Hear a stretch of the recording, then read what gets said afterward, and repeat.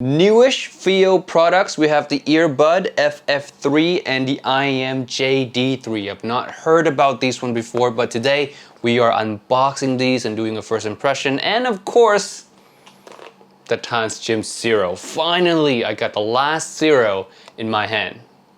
Except for the Moon Zero, that is. That's the headphone. It's not out yet. Hey friends, Tim here. Welcome back to another video on Giz Audio. Today, like I said, we have 3 FiiOs to unbox and try today. And if you guys are new to this channel, every single FiiO first impression and reviews are done on the FiiO M11 Plus. Now, let's first get the buds out of the way first because, you know, we all love earbuds around here. I'm looking for a pair of super high-end earbuds myself, so let's hope these will do the trick. This is the FF3 and it's getting the FiiO full-blown packaging treatment. Look at that.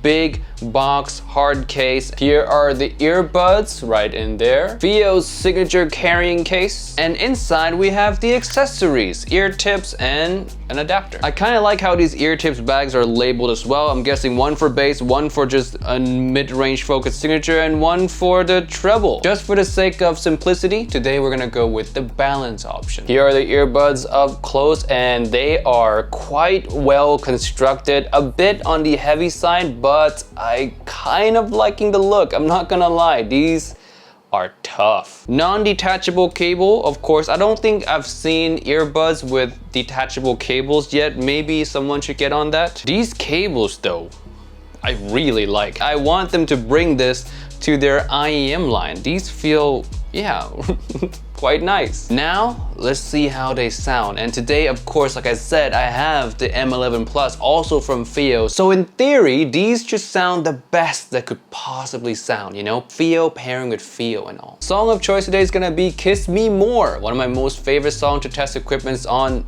ever.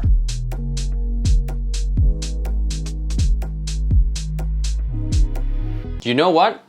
I actually kind of like this. The FF3 is tuned relatively okay. It has the FiiO house tuning, which means a lot of mid-bass, more of a V-shape in signature, but it has some good treble response to go with it as well. Vocals come across generally correct, though, you know, you get the V-shaped signature, so vocals are going to be a little bit on the slightly bit thin and recessed side, but that's what V-shape gets you. But yeah, tuning wise, I would say these are good. Yeah. The one problem I have with these, and pretty much the same problem with every earbud, is that you need to get the positioning just right, or else it's just gonna sound not as good as it can be. And when you wear it, if it shifts around, the sound can change quite a lot. So that's one of the reasons I don't really use earbuds or don't really recommend earbuds. But if you are in the market for earbuds, I know there's some of you guys out there, the FF3 is actually a decent one. It's one that I would recommend if, again, you're in the market for earbuds. These are not gonna replace any IEMs. I feel like IEMs are still superior to earbuds in many ways. You just get a more reliable, consistent sound. These, they shift around, so sound will change. But yes, if you're in the market for one, the FF3 is pretty good. Next, we have the JD3. Now, these look considerably cheaper than the FF3, just judging by the packaging. Open it up and yeah, pretty much as minimalist as a packaging as you can get. You get just little bags of ear tips and the IEM just sitting right there. Now this does have an inline mic, which is interesting. So I bought a new IEM recently, right? It cost 200 freedom bucks or so. I got it in the mail recently. I opened it up, put it on, I listened to it, and oh no, oh god, it was awful. Wonky treble, wonky mids, just wonky all around, man. There's no saving this thing. So of course at this point, right, I was mega disappointed. My 200 freedom bucks just all gone just like that. Didn't know what to do. I was getting desperate. So of course the most logical thing for me is to jump on one of those audiophile forums, right? One of the best places for audio knowledge ever. And one of those really nice fellows told me, hey,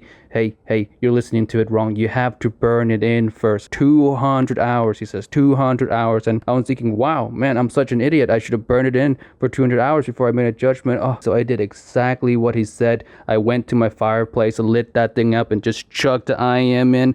And let me just say, he was right. It does now sound much better. At least now when I touch my ears, I don't feel any blood. Here are the IEMs up close. They look pretty nice. Solid build.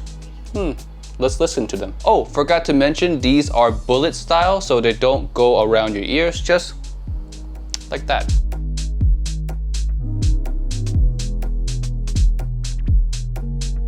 Now, is it weird to say that I kinda like this one?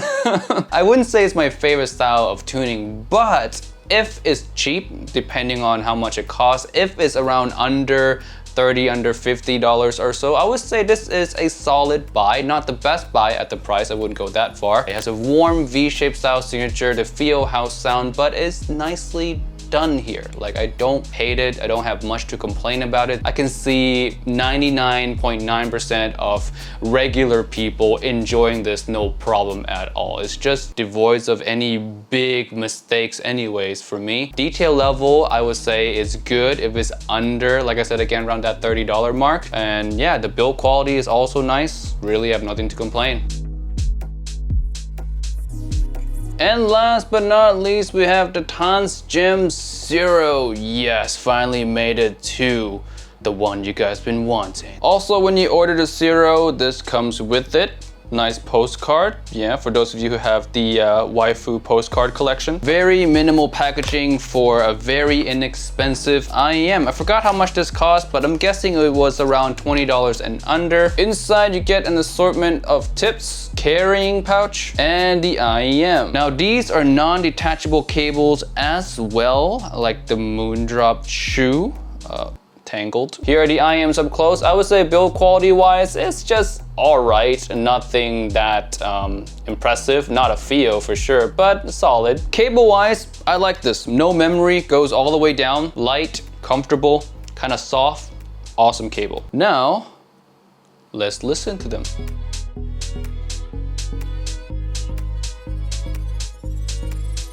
I feel like these are okay. There are some flaws that jump right out at me right away. Is the stage, I wouldn't say width. The width feels actually kind of nice. It's not super narrow. It is a little bit on the wide side for the price for sure. But the biggest problem that jumps at me right away is the height. It feels like it's squeezed, like it doesn't have a lot of ceiling room, if you will. Tuning wise, I would say it's all right. It's more on the neutral side, not as bassy as I would say the 7Hz Zero or the Moondrop shoe for that matter. It feels more vocal focus, upper mid-range focus, maybe a little bit bright tilted in the treble area. But all in all, okay tuning. I don't completely love it, but I don't hate it either. Just average for me right now. Detail wise also all right for the price as well. But yeah, the Tanchjim Zero for me right now is just okay. It seems to be the weakest of the three Zeros, but we'll see after some more testing.